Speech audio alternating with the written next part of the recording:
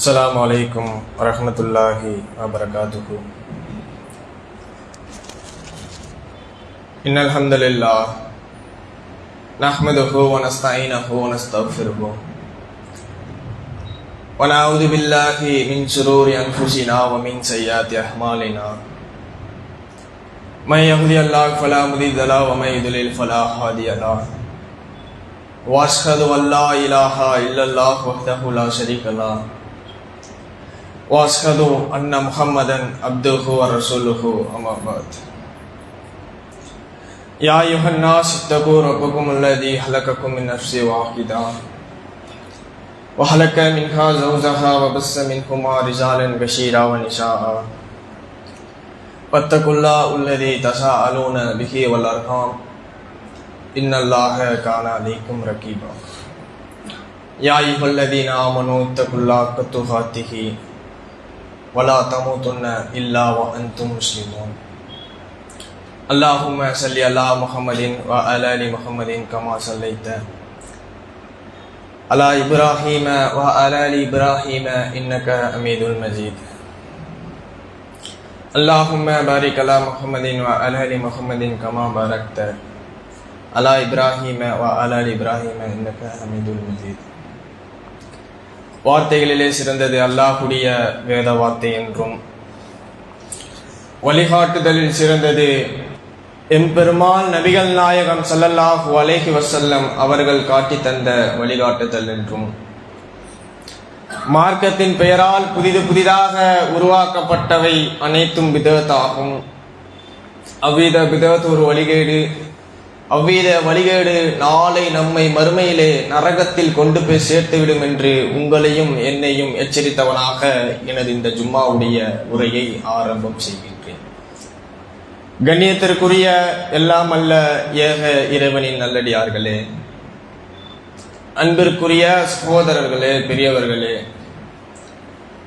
அல்லாஹு ரப்புல் ஆலமீன் இவ்வுலகத்தை படைத்து இவ்வுலகத்தில் மனிதர்களை தேர்வு செய்வதற்காக மனிதர்களையும் படைத்து,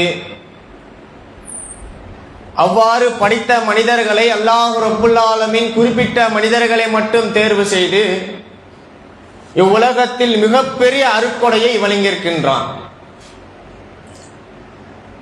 ஒரு மனிதன் அவன் வாழக்கூடிய உலகத்தில் எதை அடிப்படையாக பெற்றுக்கொண்டால், எதை அடையாளமாக பயன்படுத்தி கொண்டால், அவன் யாரை வணங்கினால், அவன் யாரை பின்பற்றினால் நாளை நிரந்தரமாக இருக்கக்கூடிய அந்த மறுமையில் வெற்றி பெற இயலுமோ, அதற்கான அந்தஸ்தையும் அடையாளத்தையும் அல்லாஹ் ரப்புல் ஆலமீன் நம்மை தேர்வு செய்து நமக்கெல்லாம் அந்த இஸ்லாம் என்ற பொக்கிஷத்தை வழங்கியிருக்கின்றான்.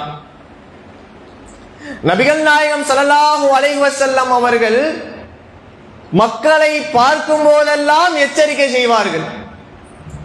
அல்லாஹ்வுடைய ஒரு குறிப்பிட்ட வசனத்தை மட்டும் சஹாபாக்கள் எல்லாம் கூடியிருக்கும் பொழுது, தோழர்கள் எல்லாம் கூடியிருக்கும் பொழுது திரும்ப திரும்ப திரும்ப திரும்ப நபிகள் நாயகம் ஸல்லல்லாஹு அலைஹி வஸல்லம் அவர்கள் எச்சரிக்கை செய்வார்கள். யா அய்யுஹல்லதீன ஆமனு, இறை நம்பிக்கை கொண்டோர்களே, இத்தகுல்லா அக்கத்துஹாத்திஹி, இறைவனை அஞ்ச வேண்டிய முறைப்படி அஞ்சுங்கள். வலா தமூதுன்ன இல்லா வ அன்தும் முஸ்லிமூன், நீங்கள் முஸ்லிமாகிய தவிர மரணித்து விடாதீர்கள் என்று அல்லாஹ் ரப்புல் ஆலமீன் பேசக்கூடிய குறிப்பிட்ட வசனத்தை மக்களை பார்க்கும் போதெல்லாம் எச்சரிக்கை செய்வார்கள். காரணம் என்னன்னு தெரியுமா? இந்த திருமறை குர்ஆனுடைய வசனத்திற்கு ஏற்பாக நாம் இன்று இஸ்லாம் என்ற மார்க்கத்தை அடிப்படையாக பெற்றுக்கொண்டோம். அல்லாஹ்வின் அருளால் பிறப்பிலேயே பெற்றுக் கொண்டிருக்கிறோம். எத்தனையோ மனிதர்களை பார்க்கிறோம், உலகத்தில் வாழக்கூடிய மனிதர்களை தங்கள் இஸ்லாம் என்று சொல்லிக்கொண்டு இஸ்லாத்திற்கு முரணான காரியங்களை செய்கிறார்கள். ஆனால் அல்லாஹ்வின் மாபெரும் கிருபையினால், அல்லாஹ்வின் மிக அருளினால் நம்மிடத்தில் இஸ்லாம் என்ற மார்க்கம் இருக்கின்றது. தௌஹீத் என்ற ஏகத்துவ கொள்கையை பின்பற்றி கொண்டிருக்கிறோம். நபிகள் நாயகம் ஸல்லல்லாஹு அலைஹி வஸல்லம் அவர்கள் 1400 ஆண்டுகளுக்கு முன்பாக எந்த சத்தியத்தை பிரச்சாரம் செய்தார்களோ அந்த சத்தியத்தை பின்பற்றி கொண்டு வாழ்ந்து கொண்டு இருக்கின்றோம். அல்லாஹ்வுக்கு நாம் நன்றி செலுத்த கடமைப்பட்டுள்ளோம். இது முதல் எச்சரிக்கை. இஸ்லாம் என்ற மார்க்கம் இருக்கின்றது, தௌஹீத் என்ற கொள்கை இருக்கின்றது. அடுத்ததாக அல்லாஹ் ரப்புல் ஆலமீன் செய்யக்கூடிய எச்சரிக்கை நாம் நினைவு கூற வேண்டும். அந்த எச்சரிக்கை தங்களுடைய உள்ளத்தில் ஆழ பதிவு செய்ய வேண்டும். நாமெல்லாம் வாழ்ந்து கொண்டிருக்கிறோம். நமக்கெல்லாம் ஒரு குடும்பம் இருக்கின்றது, நமக்கெல்லாம் தாய் இருக்கிறார்கள், நமக்கெல்லாம் தந்தை இருக்கின்றார்கள். இவர்கள் மூலமாக தான் நாம் இவ்வுலகத்தில் வந்திருக்கின்றோம். நாம் அதிகமாக பாசத்திற்குரிய நேசத்திற்குரிய உறவை பந்தாடக்கூடிய முதல் உறவு என்ன தெரியுமாங்க? நம்மளுடைய குடும்பம் தான். கணவன் மனைவி, பிள்ளைகள், சகோதரர்கள் சகோதரிகள் என்று, தாய்மார்கள் தந்தைமார்கள் என்று அதிகமாக பாசித்திருக்கும் அவர்களோடு வாழக்கூடிய அந்த வாழ்நாள் என்பது, அவர்களோடு பயணிக்கக்கூடிய அந்த நேரம் என்பது அதிகமாக இருக்கக்கூடிய ஒரு உறவு என்று சொன்னால் அது குடும்பம் தான். நாம் பெற்றிருக்கக்கூடிய குடும்பம். அந்த குடும்பத்தை பற்றி அல்லாஹ் ரப்புல் ஆலமீன் திருமறை குர்ஆனிலே சொல்லி காட்டுகிறான்.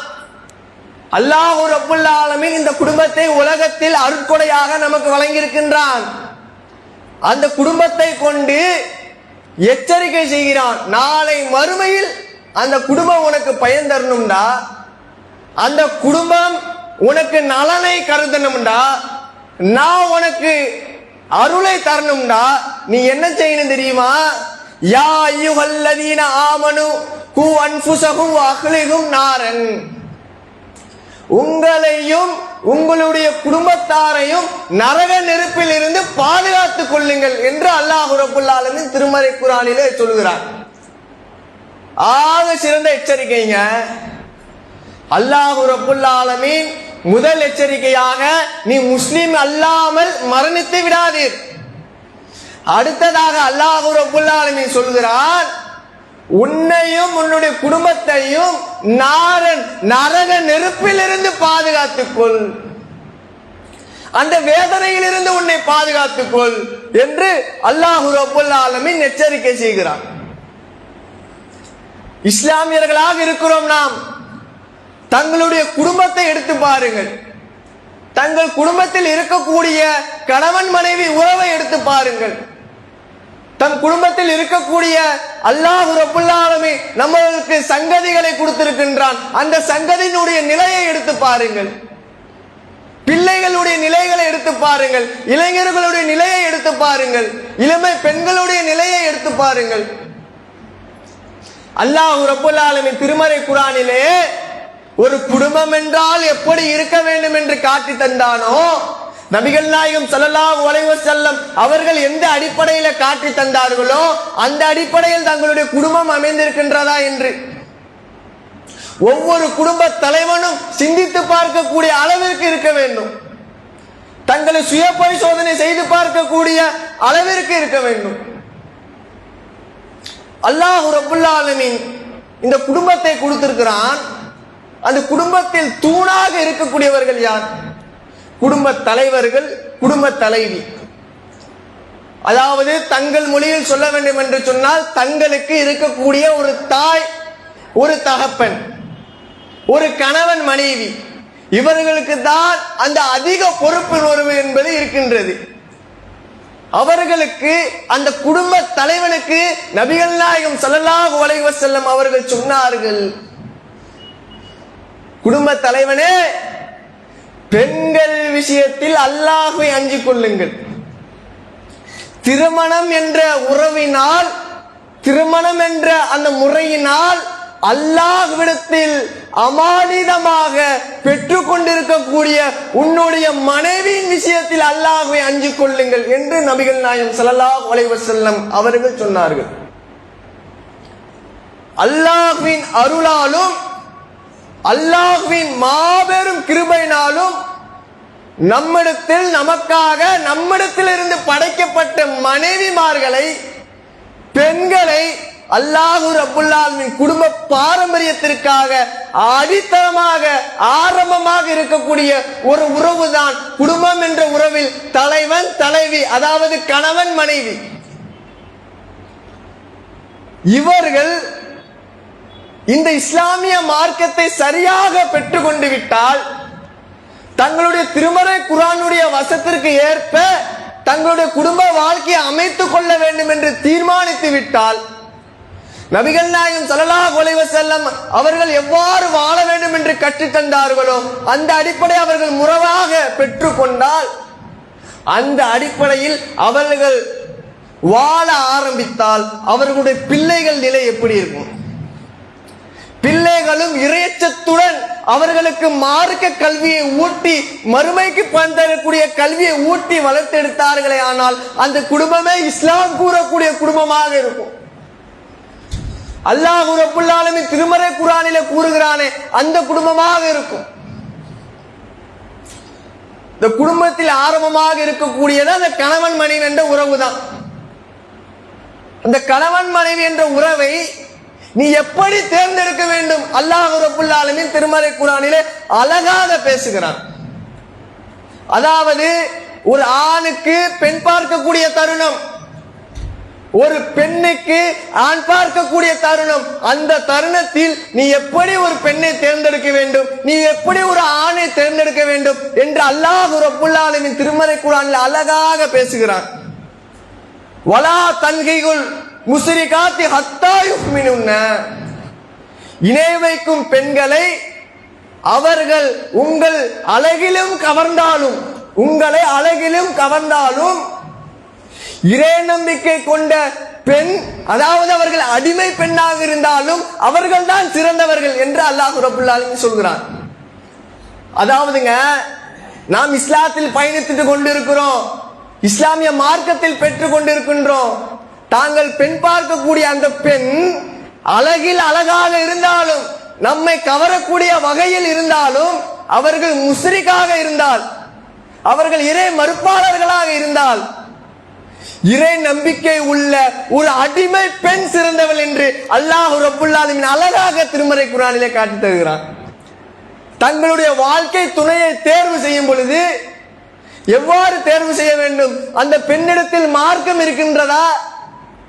அந்த பெண்ணிடத்தில் தீன் இருக்கின்றதா? அந்த பெண் எப்படி ஒழுக்கப்பட்டமான பெண்ணாக இருக்கிறாளா, ஒழுக்கமான பெண்ணாக இருக்கிறாளா என்று அவளுடைய அழகை பார்க்கலாம், தவறு இல்லை. முதலாக பார்க்கக்கூடிய விஷயம் என்ன தெரியுமா? அந்த பெண்ணிடத்தில் மார்க்கம் இருக்கா, இதைத்தான் பார்க்க வேண்டும். அல்லாஹ் ரப்புல் ஆலமீன் அடுத்ததாக அந்த பெண் எப்படி ஒரு ஆணை தேர்வு செய்ய வேண்டும் என்று திருமறை குர்ஆனில் அழகாக பேசுகிறான். வலா துன்ஹிகுல் முஸ்ரிகீன ஹத்தா யுஃமினு. இணை வைக்கும் ஆண்கள் ஒரு பெண்ணின் அழகை கவர்ந்தாலும், ஆண்கள் இருக்கிறோம், அதாவது இணை வைக்க பெண்கள் இருக்கிறோம், அதாவது இணை வைக்கக்கூடிய ஆண்கள் அழகில் கவர்ந்தாலும், ஆனால் அவர்கள் எதை தேர்ந்தெடுக்க வேண்டும் தெரியுமா? இறை நம்பிக்கை உள்ள ஒரு அடிமை ஆண் சிறந்தவன் என்று அல்லாஹ் ரப்புல் ஆலமீன் சொல்கிறான். ஒரு பெண்ணும் தன்னுடைய வாழ்க்கை துணையை தேர்வு செய்யும் பொழுது அவன் ஒரு ஆணை எப்படி தேர்வு செய்ய வேண்டும் தெரியுமா? அவனிடத்தில் மார்க்கம் இருக்கிறதா, அவர்களிடத்தில் ஒழுக்கம் இருக்கின்றதா, அவர்கள் மறுமையை நேசிக்கின்றார்களா, அவர்கள் மறுமையின் அடிப்படையில் வாழ்கின்றார்களா என்று ஒரு ஆளாக இருந்தாலும் ஒரு பெண்ணாக இருந்தாலும் அவர்களுடைய வாழ்க்கை துணையை மார்க்கத்தை ஒப்பிட்டு தேர்வு செய்ய வேண்டும் என்று அல்லாஹ் ரப்புல் ஆலமீன் திருமறை குர்ஆனிலே அழகாக சொல்லி காட்டுகிறான். இன்றைய பெண்கள் சூழலை எடுத்து பாருங்க, இளமை பெண்களை. அவர்கள் காதல் என்ற பெயரில் இன்ஸ்டாகிராமில் அவர்களுடைய வாழ்க்கை துணையை தேர்வு செய்கிறார்கள். அதில் பழக்கம் ஏற்பட்டு, அதில் பேச்சு ஏற்பட்டு, அது எந்த நிலைக்கு செல்கிறது என்று சொன்னால் ஒரு கட்டத்தில் இருவரும் ஓடி போகக்கூடிய அளவிற்கு அவர்களுடைய நிலை மாறுகிறது. அந்த பேசினான அந்த ஆணிடத்தில் தீன் இருக்கா, மார்க்கம் இருக்கா, அவன் இறை நம்பிக்கை கொண்டவனா, ஒழுக்கம் இருக்கா, ஆடை அணியானே அது மார்க்கத்தின் அடிப்படையில் இருக்கா, தங்களுடைய வாழ்க்கை திருமறை குர்ஆனின் அடிப்படையில் இருக்கான்னு பார்க்கல. அட்லீஸ்ட் முஸ்லிமான்னு பார்க்கிறாங்களா, அதை கூட பார்க்கல. அது என்னை அழகில் கவர்ந்து விட்டான், அவனிடத்தில் நான் பழகி விட்டேன் என்பதற்காக, அந்த அற்ப காதலுக்காக இந்த இஸ்லாத்தை தூக்கி எறிந்து விட்டு அந்த ஆணுடன் செல்கிறார்கள் என்று சொன்னால், குடும்ப தலைவர்களுக்கு, குடும்ப தலைவிகளுக்கு எப்படி தங்களுடைய பெண் பிள்ளைகளை வளர்த்தெடுத்தீர்கள், எப்படி தங்களுடைய ஆண் பிள்ளைகளை வளர்த்தெடுத்தோம் என்று தங்களுடைய நெஞ்சில் கை வைத்து கேட்டு பாருங்கள் சகோதரர்களே, தகப்பனார்களே.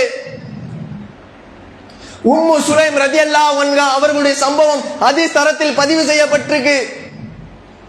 சிங்கிள் மதர், 2 ஆண் பிள்ளைகள், கணவர் இல்லை, மரணித்து விட்டார்கள். அப்போது அபு தல்கா என்ற நபர் உம்மு சுலைம் இடத்தில் வந்து, உங்களை நான் திருமணம் செய்து கொள்கிறேன், உங்களுக்கு விருப்பமா என்று கேட்கிறார்கள். இந்த அபு தல்கா யார் என்று சொன்னால், பொருளாதாரத்தில் பெரியவர், பேர் புகழ் பெற்றவர். ஊரில் அவருக்கென்று ஒரு பெண்ணை கேட்டால் பெற்றோர்கள் கொடுக்க மறுக்க மாட்டார்கள். அந்த அளவுக்கு பேருடையவர், செல்வந்தர், அந்த அளவுக்கு இருக்கக்கூடிய ஒரு நபரு அபு தல்கா என்பவரு உம்மு சுலைம் போய் கேட்கிறாங்க, உங்களை நான் திருமணம் பண்ணிக்கிறேன், உங்களுக்கு விருப்பமா என்று கேட்கும் பொழுது உம்மு சுலைம் என்ன தெரியுமா பார்த்தாங்க? நீங்க பேர் புகழ் உடையவர் தான், உங்களிடத்தில் அதிகமான செல்வங்கள் இருக்கின்றது, நீங்கள் பெண் கேட்டால் மறுப்பதற்கு இந்த ஊரில் ஆளே இல்லை. ஆனாலும் அந்த உம்மு சுலைம் தான் கஷ்டப்படக்கூடிய நிலையில் இருந்தாலும், 2 பிள்ளைகளை வளர்க்கக்கூடிய கஷ்டமான நிலையில் இருந்தாலும் அவர்கள் பார்த்தது என்ன தெரியுமா? அபு தல்காவிடம் இஸ்லாம் இருக்கின்றதா, அவர்கள் இறை நம்பிக்கை கொண்டுள்ளார்களா என்று பார்த்தார்கள். அபு தல்கா அவர்கள் இறை மறுப்பாளராக இருந்தார்கள். உம்மு சுலைம் அவங்க சொல்றாங்க பாருங்க, எந்த அளவுக்கு அவங்களிடத்தில் இந்த மார்க்க பற்று இருக்குன்னு பாருங்க.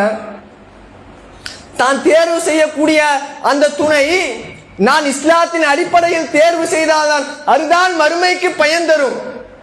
அப்போதுதான் தங்களுடைய சந்ததிகளை சரியாக வளர்த்தெடுக்க முடியும், தங்களுடைய பிள்ளைகளை சரியாக வளர்த்தெடுக்க முடியும். இஸ்லாம் கூறக்கூடிய குடும்பத்தின் அடிப்படையில் இருக்கும். அதற்காக அவர்கள் சொன்ன பதில பாருங்களேன். நீங்க இஸ்லாத்தை ஏற்கல, நீங்க ஒருவேளை இஸ்லாத்தை ஏற்றுக்கொண்டால் அதையே நான் மகராக பெற்றுக் கொள்கிறேன் என்று சொன்னார்களே, அவர்களிடத்தில் எந்த அளவிற்கு மறுமை சிந்தனை இருந்தது சகோதரர்களே. அவர்களிடத்தில் எந்த அளவுக்கு திருமறை குர்ஆனுடைய பற்று இருந்தது சகோதரர்களே. நபிகள் நாயகம் ஸல்லல்லாஹு அலைஹி வஸல்லம் அவர்கள் சொன்னார்கள், ஒரு பெண் 4 காரணத்திற்காக திருமணம் முடிக்கப்படுகிறார். லிமாலிஹா ஜமாலிஹா வல ஹஸபிஹா வலிதீனிஹா. செல்வத்திற்காக, குடும்ப பாரம்பரியத்திற்காக, அழகிற்காக என்று நபிகள் நாயகம் ஸல்லல்லாஹு அலைஹி வஸல்லம் அவர்கள் சொன்னார்களே, அதில் அவர்கள் எதை தேர்ந்தெடுத்தார்கள்? அழகை பார்க்கவில்லை, செல்வத்தை பார்க்கவில்லை, பெயரை பார்க்கவில்லை, மார்க்கத்தை பார்த்தார்கள். ஏன் தெரியுமா? அல்லாஹ் சொல்லிவிட்டான், குடும்பம் இஸ்லாம் கூறக்கூடிய குடும்பமாக இருக்க வேண்டும் என்றால், இஸ்லாம் கூறக்கூடிய முறையில் தன்னுடைய குடும்பம் இருக்க வேண்டும் என்றால், தங்களுடைய வாழ்க்கை துணையை நான் எப்படி தேர்வு செய்கிறோனோ இஸ்லாத்தின் அடிப்படையில் தேர்வு செய்தால் என்னுடைய வாழ்க்கை சிறப்பாக இருக்கும். அல்லாஹ்வின் அருள் பொழிந்து கொண்டே இருக்கும். அல்லாஹ் சொல்லக்கூடிய வகையில் தங்களுடைய குடும்பம் அமைந்திருக்கும் என்பதற்காக அழகாக தேர்ந்தெடுத்தார்கள் தங்களுடைய வாழ்க்கை துணையை. அவர்கள் அதற்கு பின்னாக இஸ்லாத்தை ஏற்றுக்கொண்டார்கள். இருவரும் திருமணம் செய்து கொண்டார்கள்.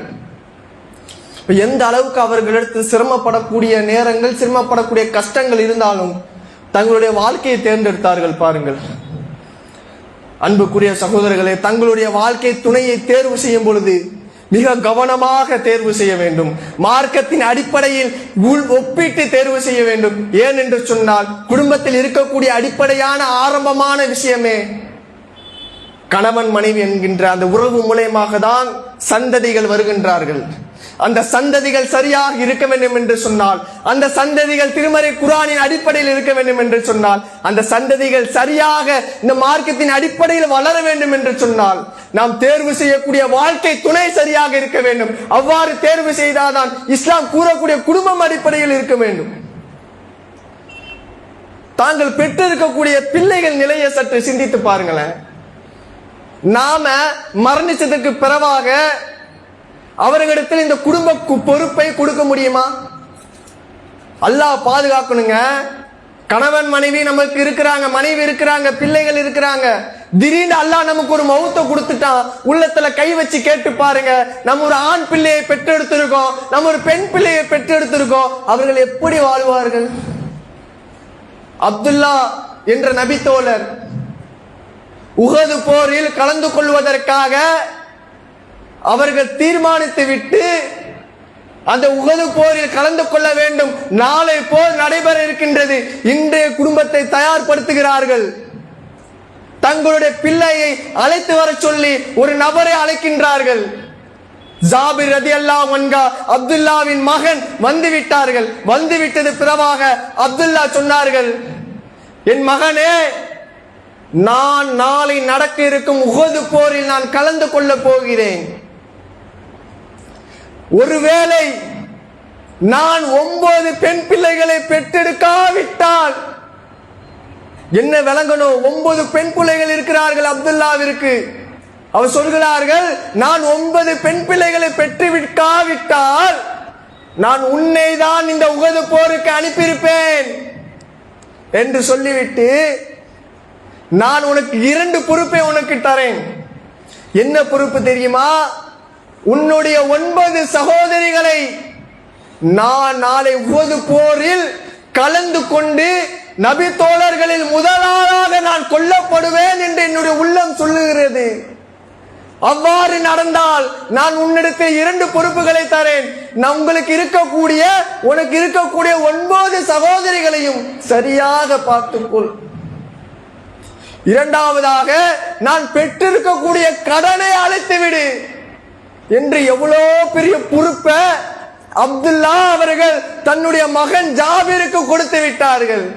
9 சகோதரிகளை வளர்த்தெடுக்க வேண்டும், அவர்களுக்கு திருமணம் செய்து கொடுக்க வேண்டும், தகப்பனார் பட்ட கடனை அடைக்க வேண்டும் என்று 2 பெரிய பொறுப்பை கொடுத்து விட்டார்கள்.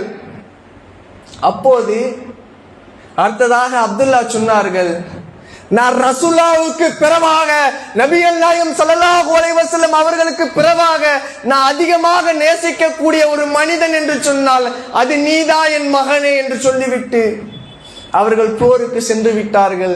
அவர்கள் சொன்னதே போல, அவர்களை நினைத்ததே போல, அவர்களுடைய உள்ளம் என்ன சொன்னதோ அதே போல அவர்கள் கொல்லப்பட்டு விட்டார்கள். எவ்வளவு பெரிய பொறுப்புங்க!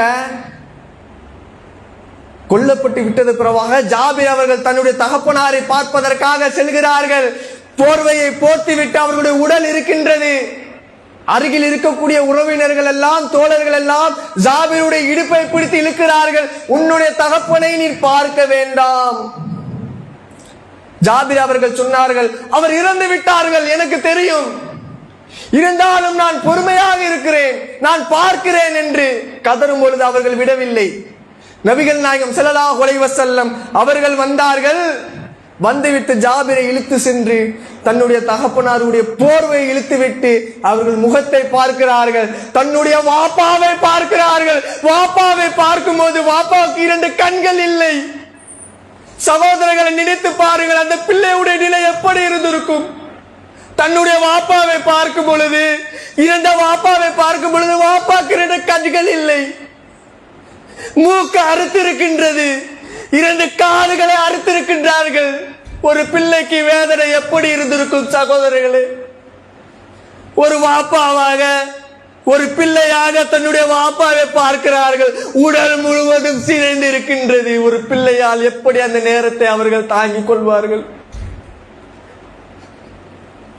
நபிகள் நாயகம் ஸல்லல்லாஹு அலைஹி வஸல்லம் அவர்கள் சொன்னார்கள், அனைவரும் அழுது கொண்டிருக்கிறார்கள், சகோதரர்கள் எல்லாம் அழுது கொண்டிருக்கிறார்கள்.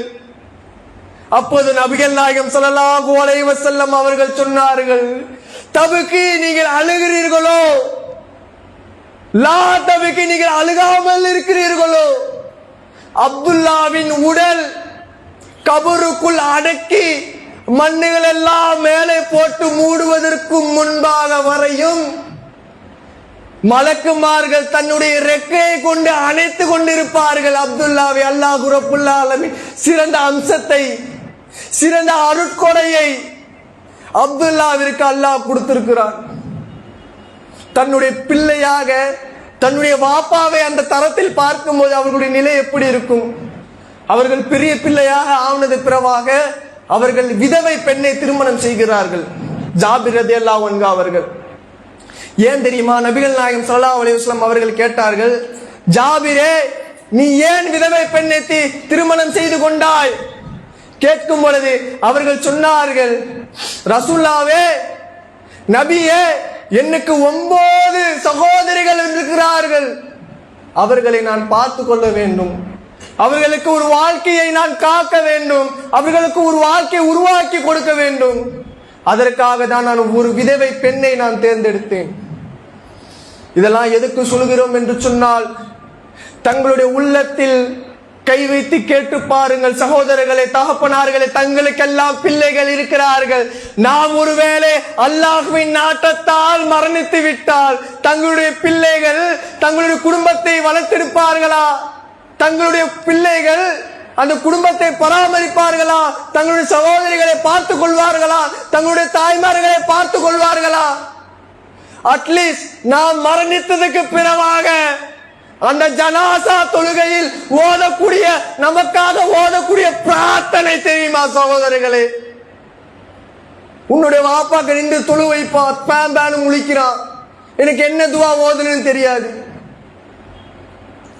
அன்புள்ள சகோதரர்களே, தங்களுடைய குடும்பம், தங்களுடைய குடும்பத்தில் இருக்கக்கூடிய மனைவி, தங்களுடைய பிள்ளைகள், தங்களுடைய உம்மா வாப்பா அனைவரையும் நரக நெருப்பில் இருந்து காத்துக் கொள்ளுங்கள் என்று அல்லாஹ் ரப்புல் ஆலமீன் காட்டி சொல்கிறானே, சுட்டி காட்டுகிறானே. தங்களுடைய உள்ளத்தில் ஆழ பதிய செய்யுங்கள், தங்களுடைய குடும்பத்தை சீர்படுத்துங்கள், தங்களுடைய பிள்ளைகளை, தங்களுடைய சந்ததிகளை மார்க்க அடிப்படையில் அவர்களை வளர்த்தெடுங்கள். அல்லாஹ் ரப்புல் ஆலமீன் திருமறை குர்ஆனிலே 46வது அத்தியாயத்தில் 15வது வசனத்தில் பேசுகிறார், வாஸ்லிகுலி துர்ரியத்தி, என்னுடைய சந்ததிகளை, என்னுடைய பிள்ளைகளை நன்மையாக்குவாயாக. ஜும்மா முடிந்தது பிறவாக 40 வயதை அடைந்தவர்கள் 46வது அத்தியாயம் 15வது வசனத்தில் அல்லாஹ் ரப்புல் ஆலமீன் அழகான பிரார்த்தனையை கற்றுத் தருகிறார். நம் குடும்பம் என்பது, தங்களுடைய பிள்ளை என்பது அவர்களை மறுமையின் அடிப்படையில் இருக்க வேண்டும். தங்களுடைய பிள்ளைகள் மார்க்க கல்வியை ஊட்டி அவர்களை வளர்த்தெடுக்க வேண்டும். தங்களுடைய மனைவிமார்கள், தங்களுடைய உம்மா வாப்பா அனைவரையும் நரக நெருப்பில் இருந்து பாதுகாத்துக் கொள்ள வேண்டும்.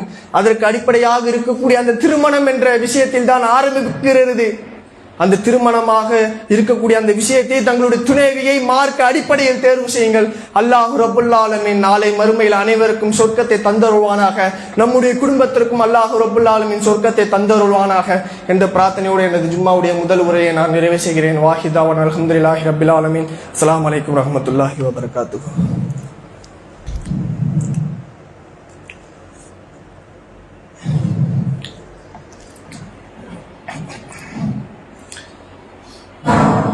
அஸ்ஸலாமு அலைக்கும் வரஹ்மத்துல்லாஹி வபரகாத்துஹு. கண்ணியத்திற்குரிய எல்லாம் அல்ல ஏக இறைவனின் நல்லடியார்களே, அன்பிற்கினிய சகோதரர்களே, நம்முடைய தென்சென்னை மாவட்டம் MMDA கிளையின் சார்பாக ஃபித்ராவின் ஒரு நபரின் பங்கு 150 என நிர்ணயம் செய்யப்பட்டுள்ளது. அல்லாஹ் இந்த ரமலான் மாதத்தில் நமக்கு நன்மை அதிகமாக வாரி வழங்க வேண்டும். அதற்காக நபிகள் நாயகம் ஸல்லல்லாஹு அலைஹி வஸல்லம் அவர்கள் இந்த ஒரு காரியத்தை முன்னிறுத்தினார்கள். இந்த ஃபித்ரா என்பது தங்களுடைய குடும்பத்தில் இருக்கக்கூடிய பிள்ளைகள், மனைவி என்று கணக்கிட்டு ஒரு நபருக்கு 150 என கொடுக்க வேண்டும். கிளை நிர்வாகத்தை அணுகி கொடுங்கள். இது எப்போது கொடுக்க வேண்டும் என்று சொன்னால், நோன்பு பெருநாளின் தொழுகைக்கு முன்பாக கொடுக்க வேண்டிய ஒரு விஷயம். நோன்பு பெருநாளுக்கு பிறவாக கொடுத்தோம் என்று சொன்னால் அது தர்மமாக ஆகிவிடும். ஆகவே நபிகள் நாயகம் ஸல்லல்லாஹு அலைஹி வஸல்லம் அவர்கள் காட்டி தந்த வழியின்படி நாம் கொடுக்கக்கூடிய இந்த ஃபித்ரா என்பது, தங்களுடைய குடும்பத்தை கணக்கிட்டு கொடுக்கக்கூடிய ஃபித்ரா என்பது நோன்பு தொழுகைக்கு முன்பாக கொடுக்கக்கூடிய ஒரு விஷயம். இன்ஷா அல்லாஹ் அதில் அதிகமான கவனம் செலுத்தி இந்த ரமலான் மாதத்தில் அதிகமான நன்மையை பெற்றுக்கொள்ள வேண்டும், தங்களுடைய குடும்பங்களை நரக நெருப்பிலிருந்து பார்த்து கொள்ள வேண்டும் என்ற ஒரு பிரார்த்தனையோடு இந்த ஜும்மாவுடைய உரையை நான் திரையிடுகிறேன். வாஹிர் தாவான் அல்ஹம்துலில்லாஹி ரப்பில் ஆலமீன். அஸ்ஸலாமு அலைக்கும் வரஹ்மத்துல்லாஹி வபரகாத்துஹு.